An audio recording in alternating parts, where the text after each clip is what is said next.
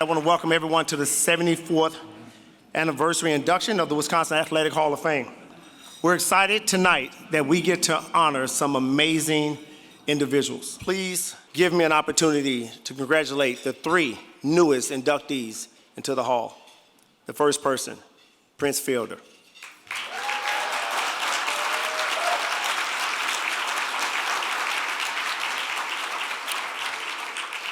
Matt Kenseth.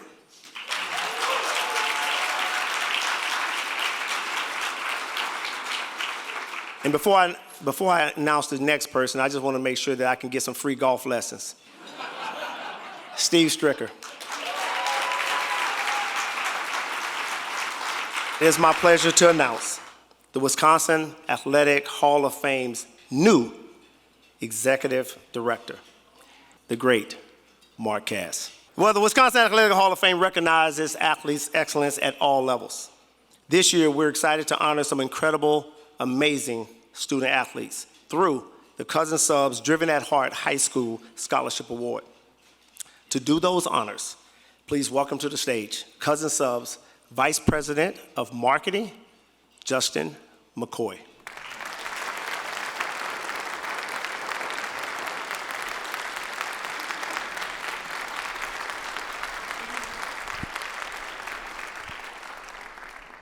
So our first scholarship athlete that we're going to recognize tonight is Ariana Sanchez of Cristo Rey Jesuit High School.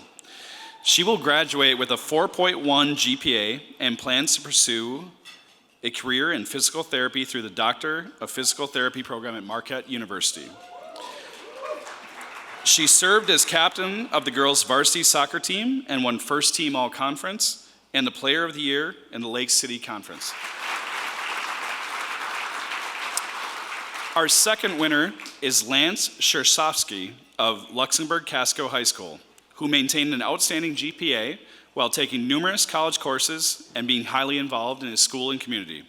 Lance was an American Legion Badger Boy, state delegate, and a member of the National Honor Society, Sting Cancer, and Sources of Strength, and was a key contributor to several varsity sports teams, including basketball, golf, cross country, and track, earning honorable mention in basketball and cross country. He plans to study biology and biomedical science at the University of Wisconsin-La Crosse. Congratulations, Lance.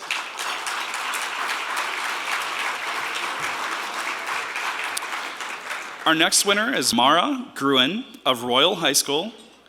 She will graduate as a successful 5-sport athlete and valedictorian who served more than 500 volunteer hours while she was in high school. She is an active member of many organizations, including the National Honor Society, as president, class president, student council, FFA officer, Mardi Gras, jazz band, and chess club. Mara currently holds 14 school records, made 13 appearances at state, and was conference MVP 8 times in basketball and track. And last but not least, Jackson Gross of Waukesha West High School will graduate with a 4.42 GPA while taking 4 college-level math courses at Carroll University and 8 AP classes in high school. He ran track and field and helped his soccer team to the Division II state tournament. He was 2 years straight and won the Coach's Award his junior year. He was vice president of the National Honor Society and a board member of the Interact Club. He plans to study aerospace engineering at either Purdue University or the University of Illinois, Urbana-Champaign. Congratulations.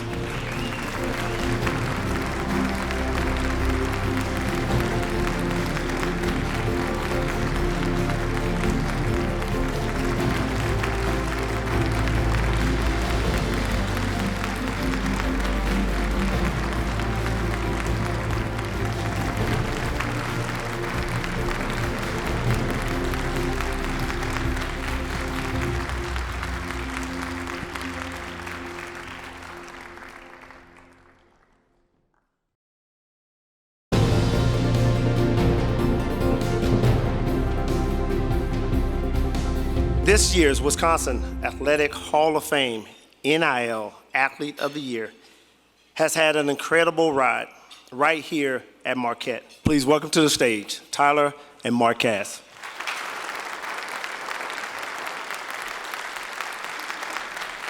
Great to have you here, Tyler. Congratulations.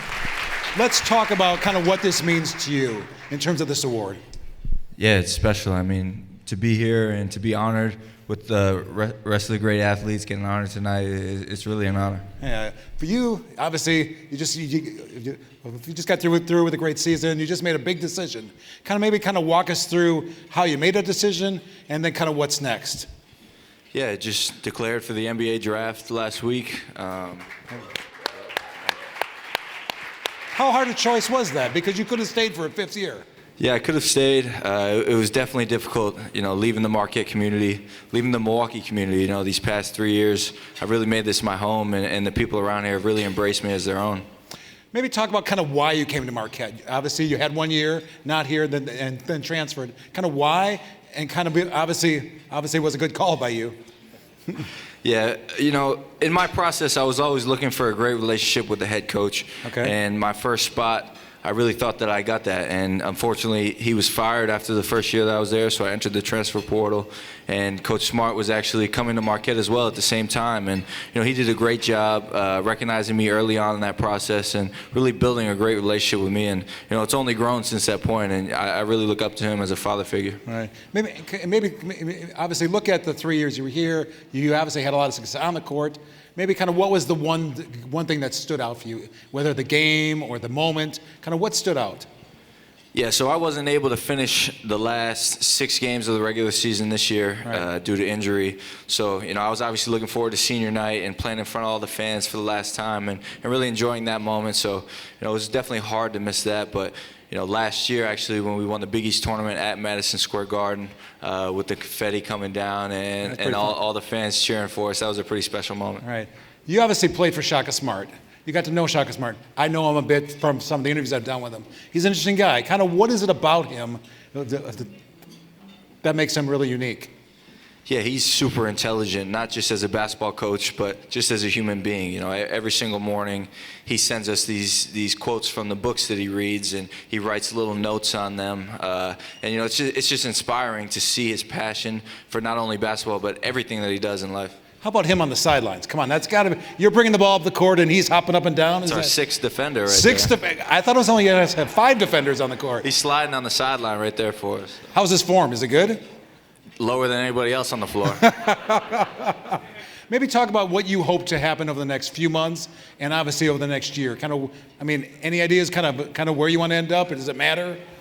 Yeah, just going through this process, obviously it's going to be really challenging, and it's a lot of unknown. Right. This is the first time in my life that it's not certain what my next steps are going to be, and so just diving into that completely and having faith in yourself and having faith in the process is something that I'm going to need to lean on. It's interesting because you obviously had some success off the court, which is one of the reasons you could hear why you won the award. You did some business deals. How did you choose your deal? And how was that process? It's something you've never done before.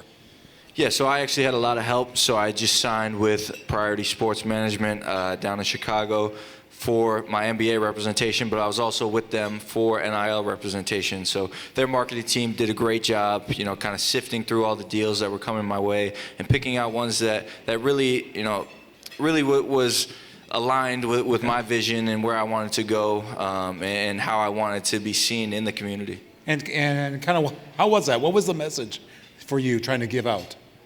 Yeah, just trying to inspire and really be a voice for other people that they can look for. Is NIL, is it something that in your eyes is good for college players? Oh, I think it's great, not just because we can get money, but help with the pocketbook, of course. I just think that it allows teams to do certain things that they weren't able to do before, and there was a lot of rules in college basketball and a lot of regulations that. A lot of lines that were being crossed, maybe that, people kind of just turn the other way and turn a blind eye. But now that everything's on the forefront and it can all be above board, I think it's great for the sport. What were your thoughts coming into Milwaukee and now kind of as you leave? Yeah, I didn't really know much of anything about Milwaukee before I came here. I really didn't even know that it was in Wisconsin. Wait a second. Where'd you think it was? I had Illinois? I No, didn't that's even know don't what it was. Don't say it's Honestly. Illinois. We don't want to hear that. I'm from the East Coast. You're from okay. You're one of those. So You're from the it's, East you know, Coast. All right. Midwest, we don't really look too much in this area, but Now, how about now though? no, now it's been great. Like I said, the community has really embraced me, Right.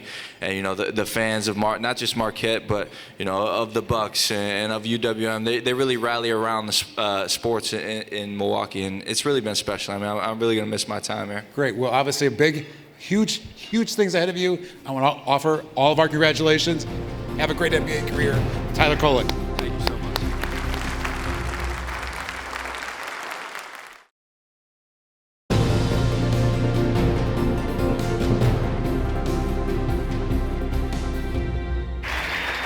Ladies and gentlemen, please welcome Prince Fielder.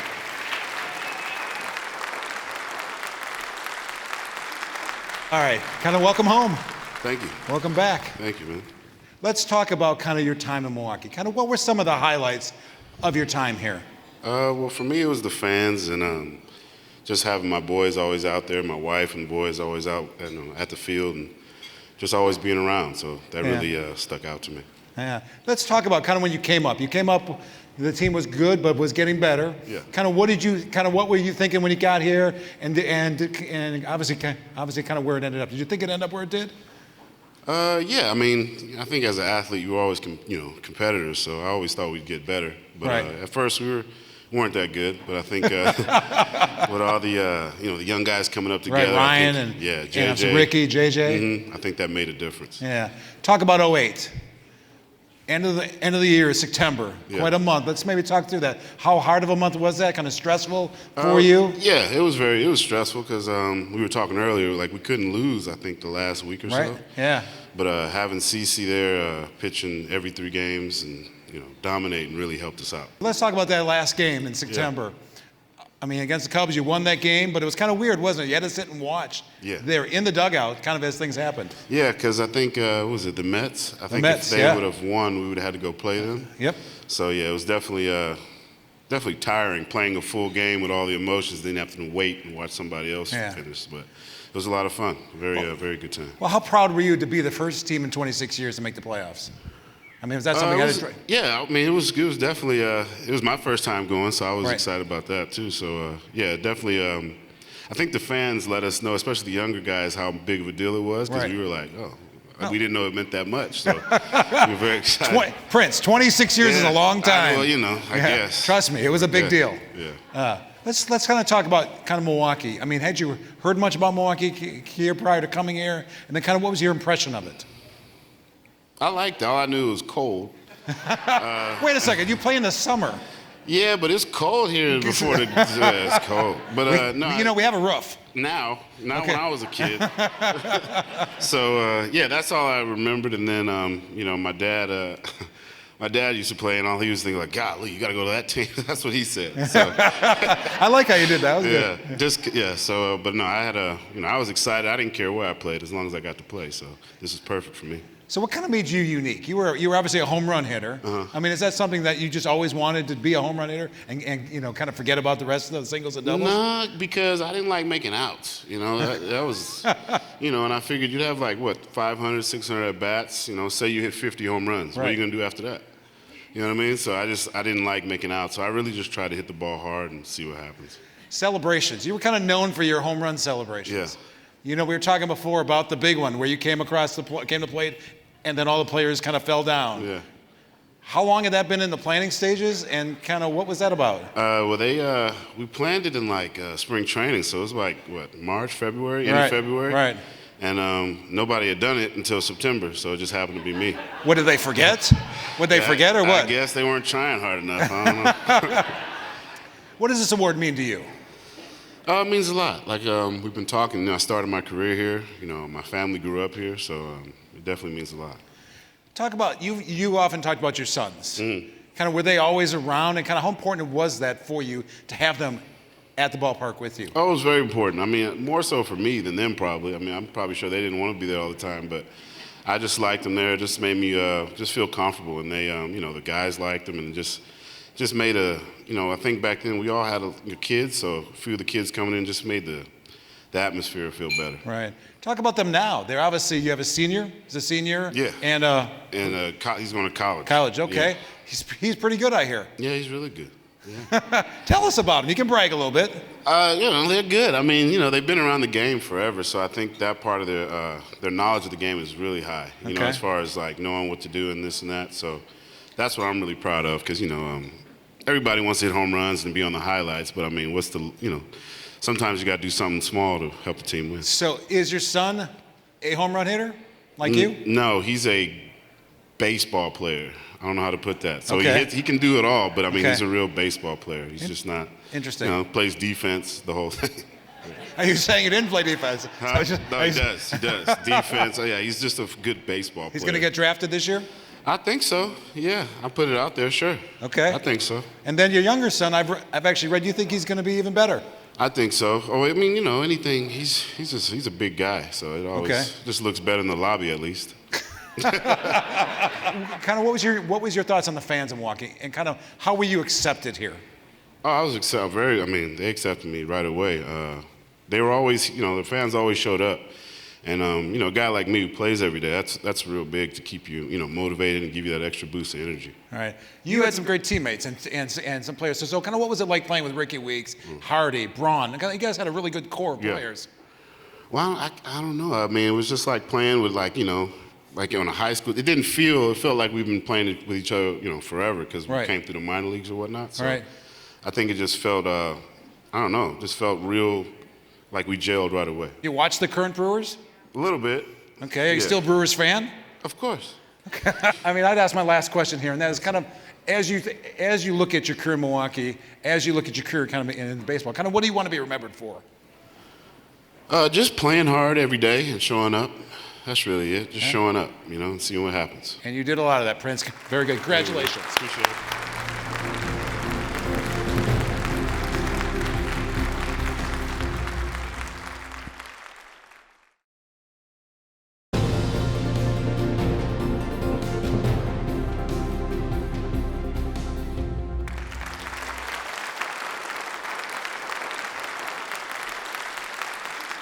We talked on the radio on Thursday, but one of the things that struck me as I was getting ready to talk to you tonight is listening to Prince and knowing how he grew up at a ballpark with his dad at the ballpark, and baseball is part of his whole life. Steve Stricker is going to be up here in a bit, grew up at a golf course in Edgerton, and that's kind of the whole deal. You kind of grow up in a garage. I mean, we talked about that, where your roots start are with your dad, Roy, and with you helping out and then later driving, but you were on the mechanics side of it early, right? Yeah, I mean, I guess that's kind of where I fell in love with racing, really, is going to the racetrack with my dad. He had three brothers. His brothers all raced at the little local speedway, Jefferson Speedway. So I remember going out there on Saturday nights and sitting up in the grandstands with my grandparents and all my aunts. I wasn't old enough to go in the pits. They wouldn't let kids in the pits back then, and just kind of fell in love with racing that way. So really, when my dad started racing, he knew nothing about race cars, and I knew less, and I was the crew chief and had to work on it and try to figure out how to get him to the racetrack. So that's kind of where I started. So when we talk about Madison International Raceway and WIR up in Kaukauna and Jefferson and Slinger and Columbus, what do those tracks mean to you? And I imagine they all bring back different memories, right? Yeah, a lot of great memories. Some maybe not so great, but mostly great memories from all those tracks for sure. So that's where I kind of learned how to race. Met a lot of the people that helped me get to where I'm at, and met a lot of great fans along the way at those tracks as well. What was it about you behind the wheel that was different? I never really knew. I never really felt like, and I still don't really feel like I was the greatest driver or super talented. I think when I was the most successful, I was able to, my strong suit was to work with my guys to get my car faster than everybody. So I quickly realized that if your car was faster than everybody else, it was going to make your job a lot easier, and you're going to have a chance to win races. So I think that was probably my big focus. I never really took it for granted. I never really relaxed and felt like I made it, never really let my guard down. So I don't know that I ever really got that. Maybe after we won our first cup race, I felt like I was going to be there for a while and belong there. But up until that point, I don't know that I ever really felt like that or felt that comfortable in that spot. Dover in 1998, right? That's your first NASCAR Cup race. What do you remember about, you finished 6th in your first start. I think the previous top 10 first race was, 18 years earlier. So what do you remember about that first run at Dover? Well, that was an interesting race. So Bill Elliott's father had passed away that weekend, and he went home to be with his family, and I was running the Busch Series for Robbie Reiser and his family, and Bill's crew chief, Mike Beam, legendary guy in a garage, came down and asked me if I could drive the car. And so I ended up going driving his Cup car. I've never drove a Cup car before. Bill wasn't really having a great year on the racetrack. A lot of legendary guys, still worked on that car. So it was one of the most fun races I've probably ever had because there was no pressure, there was no expectations. I didn't even expect to be driving that car. I knew I was never going to drive it again.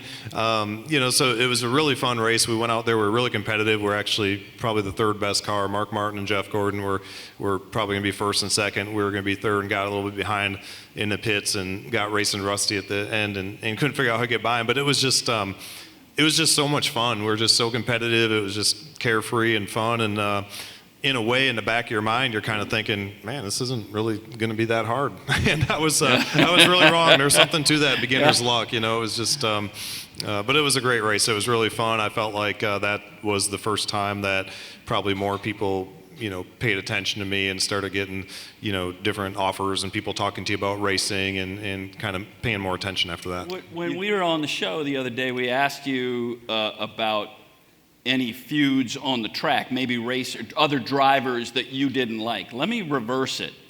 Who didn't like you? I don't think anybody likes me. No, come on. So it's funny, I'll do some stuff and I'll go to I was at a dinner the other night with some friends, and one of my best friends in racing, and through the years we have kids about the same age and stuff, and everybody was just kind of talking garbage to each other. It was later in the night and there was a bunch of drivers there. It was for this guy's 50th birthday party, and everybody started kind of throwing stones at each other about different things, and all of a sudden he starts going on to me about wrecking him at Loudon, and I don't even remember it. So, and I thought he was like one of the guys that was always on my side. So I think through the years I probably rubbed most people the wrong way at one time or another, but I think if you're successful in that business, you're probably going to do that. But I have a lot of great friends there. I don't know. I don't think Joe Logano really likes me very much, but other than that, I feel like I have the respect of probably most drivers. And you and Tony Stewart have got along fine, but there was one race I think he got after you a little bit when it was done. Now, Tony has got in it with everybody who's competitive, right. For sure. So it's not a you him and thing. I have had a couple go-arounds, but Tony's a funny guy. He's a great guy. He's one of those guys that would take his shirt off his back for you to help you.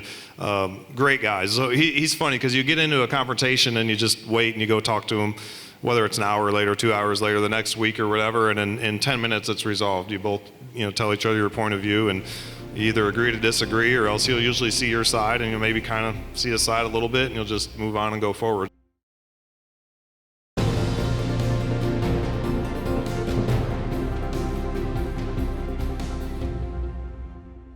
You won Daytona 500 twice. It's the Super Bowl in NASCAR. Does one matter more to you than the other? Can you walk us through those two wins? The first time you do anything is always probably the most memorable. So that day was interesting. We led the race for about 10 seconds. We passed Elliott Sadler for the lead, and we came off into turn one. We came off of turn two, and it started raining, and the race got shortened. And we started in the back, and it took all day to get there. And it was kind of an interesting race. So that was our first Daytona 500. It was my crew chief at the time, Drew Blickensderfer's first race as a Cup crew chief, and we won the first race, and we won the second race together too. We won 2 in a row, so that was neat.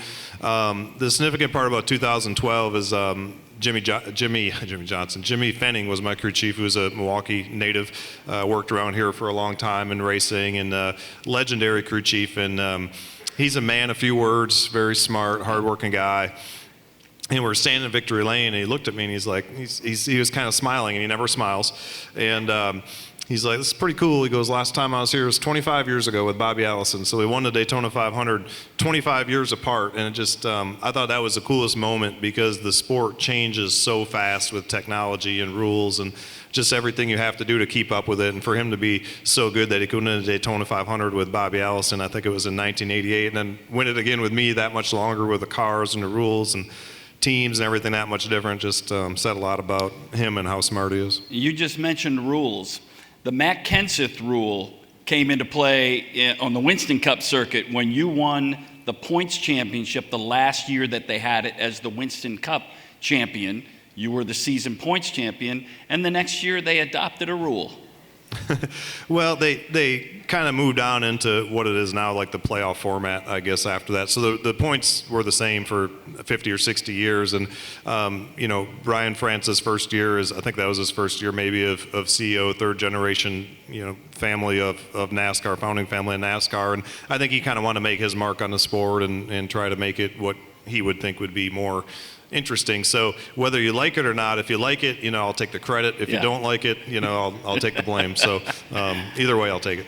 All right, I'm going to finish on racing, but a couple more thoughts. One, post-driving career, Chicago, New York, Boston, Tokyo, Berlin, and London.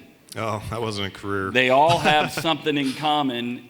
You have run those 6 major marathons and finished all of them in those cities, including a sub-3-hour marathon in London. I needed something to be competitive, and it's so different than auto racing. There's some things that are similar, but I found through running there was a lot less places to spread blame. Like, what was I going to blame? My shoes? Right, sure. Where you had all these people, you had a car, you had all this crew, you had all this stuff going on. So, once I stopped racing, I kind of needed something for that competitiveness and some structure, and I set a lofty goal of trying to beat 3 hours. I really didn't think I would ever be able to do it, and I was able to do it in London in 2022, which was a special race and a special day for me, and just had the family in Japan a couple months ago to run my 6th and get my 6th star. So that was cool. It was a neat journey. It sure didn't pay like racing did, though. It was a very expensive second career to do, but it was fun. It was really good mentally, and it was a really good challenge. So Katie's always loved exercise and running, and she's always been very athletic. I really wasn't until probably 10, 12 years ago.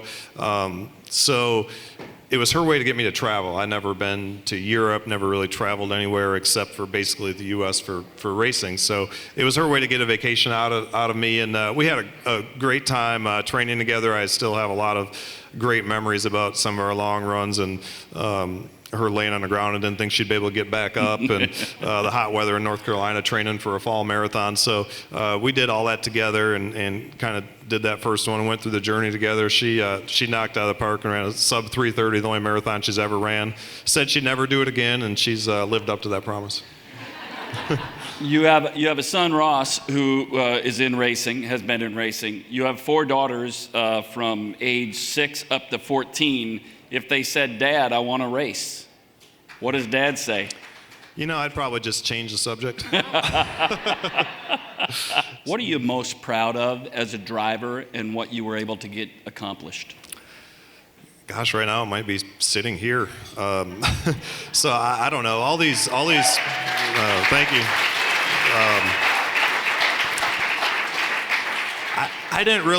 I'm not one that really takes praise or compliments very well. I never have been, and that's never really why I did it. I'd say through my career, I never really sat back and enjoyed any successes for a long period of time. I never really wanted to get comfortable. Felt like somebody was going to be standing there taking my seat if I didn't stay serious and stay buckled down. So that's been the fun thing the last few years, getting into NASCAR Hall of Fame and being here with everybody. It's been fun to kind of enjoy these moments and kind of look back at your career and appreciate all the people that really got me here, and all the crew members and sponsors, car owners, fans, everybody that really made it happen. Just have a lot of appreciation for everybody.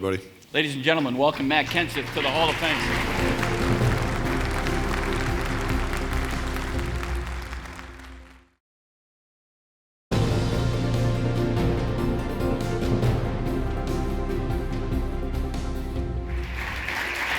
Ladies and gentlemen, please welcome to the stage Steve Stricker.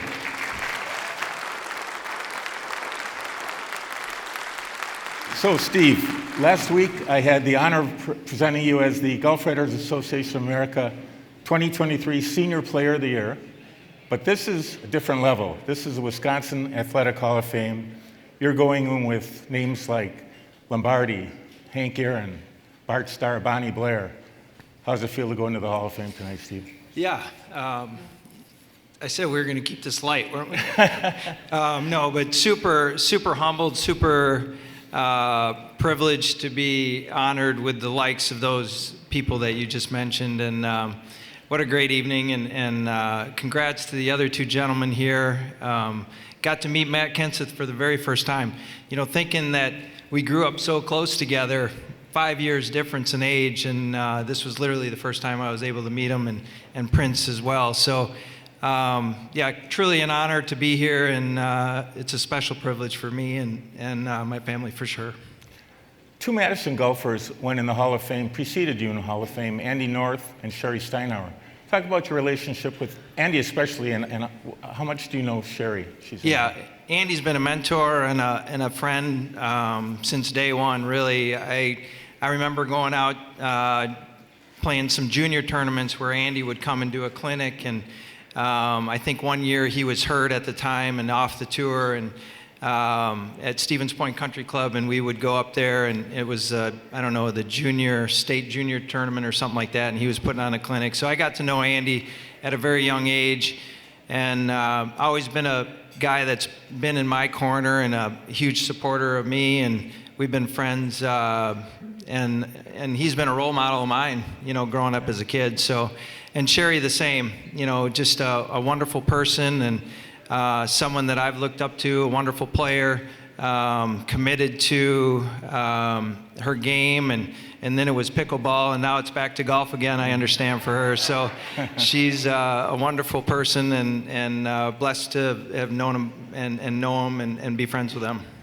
You don't come from a private club background, and you certainly didn't have things handed to you as a junior golfer. You grew up in Edgerton, small town, played at, I think, what was then a 9-hole golf course up the street from your house. How did that background shape you as the golfer you became? Yeah, I think I learned a lot. It's called the Edgerton Town Country Club, a 9-hole course. When I grew up, it's now 18 holes. But I learned a lot growing up there as a kid. You know, it's kind of a funky style, old style golf course, a lot of uneven lies. Conditions weren't the best, but it was a place that I just lived literally 100 yards from, and spent a lot of time there playing with friends and family. Everyone knows you bleed Badger Red, live in Madison, you're a huge supporter of UW Athletics. How'd you wind up at the University of Illinois? Yeah, Bonnie Blair. Yeah. You know, I wanted to go south. That was the whole reason I wanted to go south. No, but seriously, I ended up coming back to Wisconsin, basically marrying the coach's daughter, Nikki. And yeah, but it was a great fit for me at the time. Dennis Tiziani, who's now my father-in-law, you know, he didn't really like to play freshmen, let's say. You know, he wanted freshmen get school under their belt and experience that first year as a college student, and not necessarily play on the golf team. So Illinois had just finished 9th in the Big Ten out of 10 teams at that point. And I'm like, hey, I can go there and play. And so I went down there and got into the lineup right away.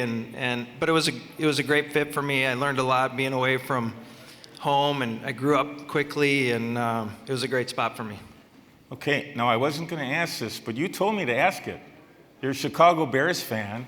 How'd that happen? Yeah. Well, I'm a huge Donald Driver fan. Anybody who can. Hey.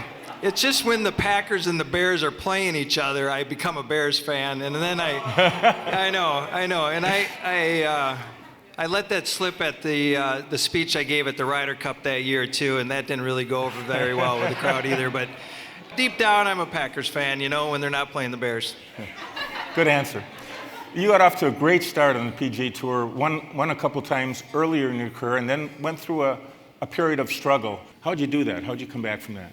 Yeah, I think, I think it was just a lot of, searching, really, like inside. And, I think I figured out that golf was the only thing I'm capable of doing. So I better put my head down and go to work and work on the things that I thought that I needed to improve.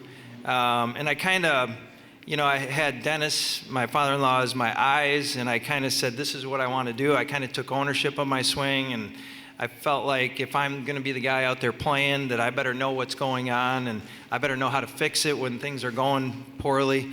Yeah, I just went to work harder and I think became more dedicated and had a great support system.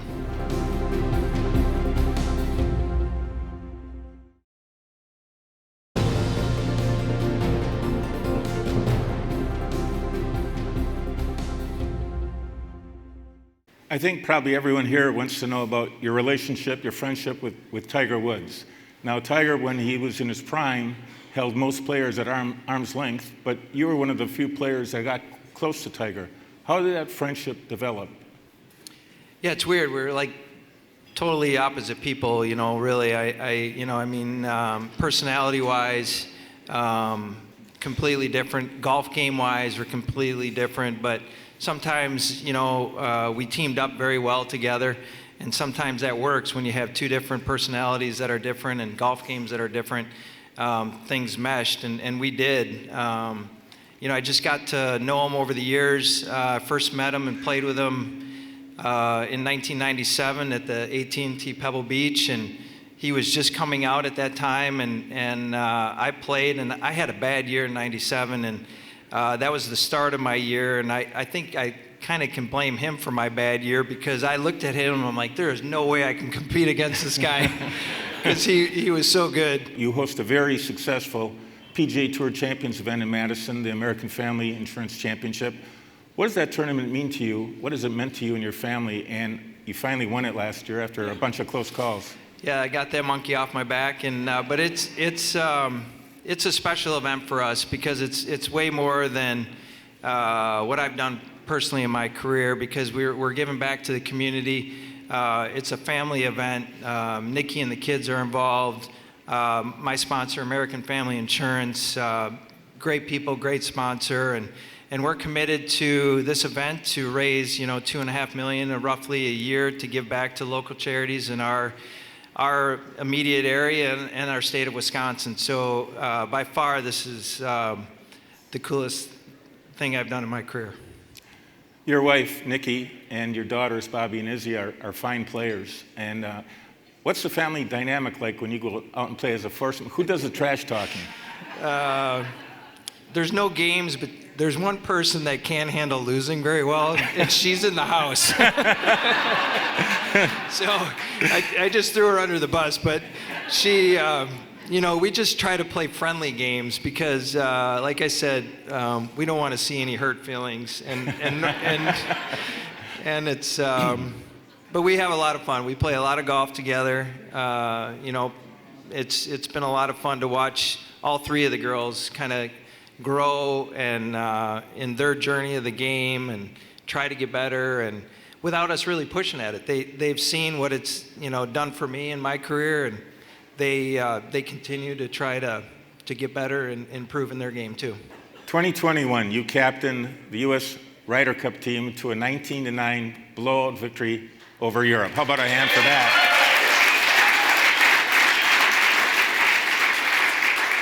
Steve, what was your philosophy as a captain, and how did the team come together that week?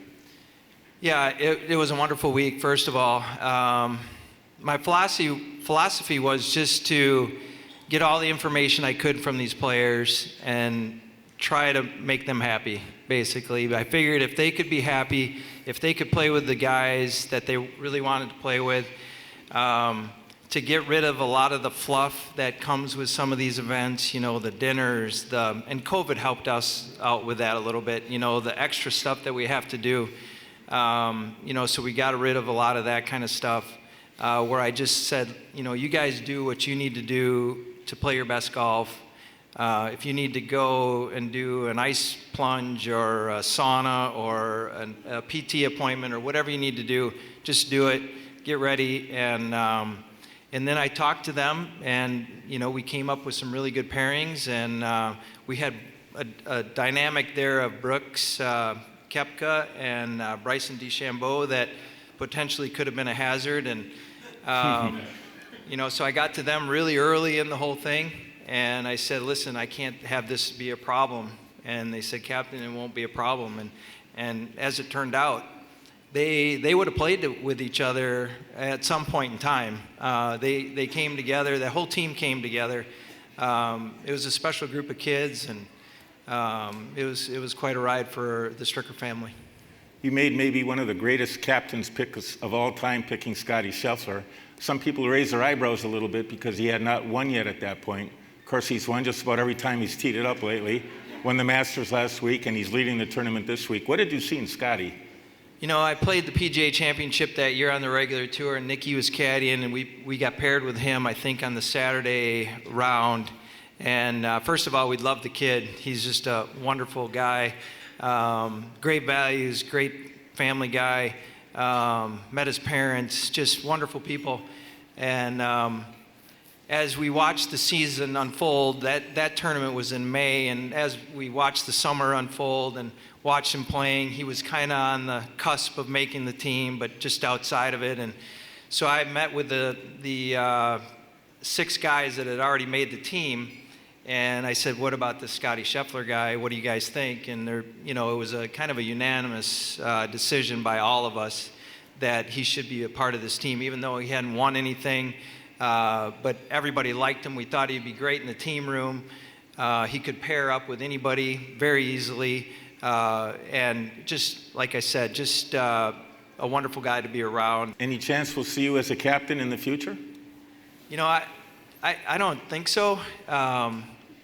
I don't know if I should ever do it again because it's I've captained 2 teams and won them both, and I guess the one challenge would be to do one overseas, which I think I would be up for the challenge if someone were to ask me, but I don't think. Yeah. You're still performing at a very high level. You won 6 times last year. You set a Champions Tour single-season scoring average record. How long can you keep it up? Yeah, good question. I see the end in the future very shortly, I feel like. I'm 57. I still enjoy the game, but I want to do other things, and, just to be at home. I think you have a few years left, Steve. Ladies and gentlemen, congratulations, Steve Stricker. Thank you.